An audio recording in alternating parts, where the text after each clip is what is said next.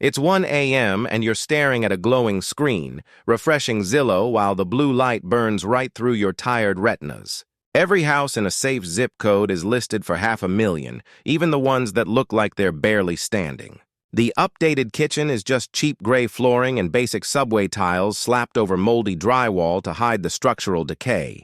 The backyard is a tiny patch of dirt, yet the listing agent has the sheer nerve to call it an entertainer's private oasis. You start doing the frantic mental math, glancing from your salary to the mortgage calculator, wondering how average became so expensive. Spoiler alert, you didn't miss a promotion and you aren't crazy. The math is just fundamentally broken for the American middle class. My name is Nick, and today we're doing the one thing that your local mortgage broker and the NAR are absolutely terrified of. We aren't asking what the bank will let you borrow, because they'd give a mortgage to a toaster if it had a pulse. We're calculating who can actually survive a $500,000 home in 2026 without turning their life into a financial horror movie. Because there is a massive, soul-crushing canyon between being approved by a bank and being able to actually sleep at night. Let's look at the cold, hard reality of the current landscape where $500,000 is no longer the dream.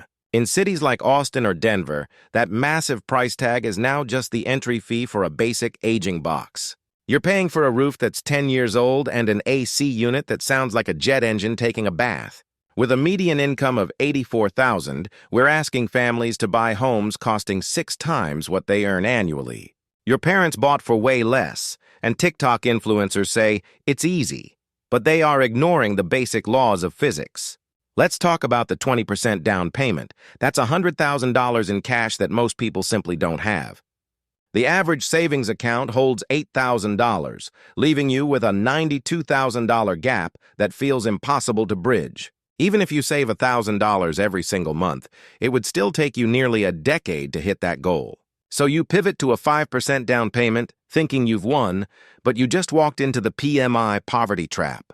PMI is an extra $300 a month you pay to protect the bank because you weren't wealthy enough to start. You managed to scrape together 5% down, leaving you with a massive loan at a punishing 7% interest rate. That puts your monthly principal and interest payment at roughly $3,100 before you pay for anything else. Then the tax man arrives, demanding another $600 every single month just for the privilege of living in your town. Next is homeowners insurance, which has gone vertical thanks to climate risks, adding another $300 to your burning pile. Don't forget maintenance, the silent killer that strikes exactly 48 hours after your bank account hits its lowest point of the month. You need to budget $400 a month because roofs leak, water heaters explode, and nothing in that house lasts forever. When you add the mortgage, taxes, insurance, and the poverty tax, your total monthly cost is nearly $5,000. To afford that comfortably under the golden 28% rule, your household needs to earn over $200,000 a year. If you aren't making that kind of money, you aren't actually buying a home. You are just subsidizing the bank's balance sheet. You aren't living the American dream. You are slowly drowning in your own hallway while trying to keep up appearances. Meet Brian and Sarah, a corporate power couple bringing home a combined $170,000 every single year. In most zip codes, that sounds like a fortune, but let's watch what happens when the tax man takes his cut first. After federal taxes, state taxes, and retirement contributions, their actual take-home pay is just over $10,000 a month. Subtract that massive housing cost we calculated, and nearly $5,000 vanishes instantly before they even buy groceries. They need 2 reliable cars to commute from the suburbs, so there goes another $950 for payments. Add in student loan debt and health insurance premiums, and you are watching another $1,200 evaporate into thin air. Groceries, utilities, and high-speed internet for work chew up another $1,500 because inflation spares absolutely no one. After paying for the bare basics of a middle-class life, this high-earning couple has less than $1,300 remaining. They have to choose between funding an emergency account or paying for their kids' summer camp because they cannot do both. They aren't living the dream. They are managing a daily crisis in a house with granite countertops that owns their future.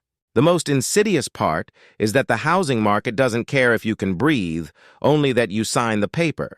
Every agent and banker is financially incentivized to sell you a 30-year debt sentence, not a sustainable life.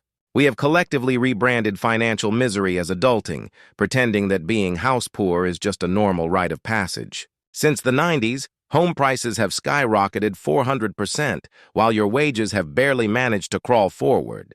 You cannot budget your way out of a structural collapse, and you cannot side hustle your way out of a broken market. The real win is realizing that homeownership is just a product, and right now it is a product you should refuse to buy. True wealth isn't equity you can't touch.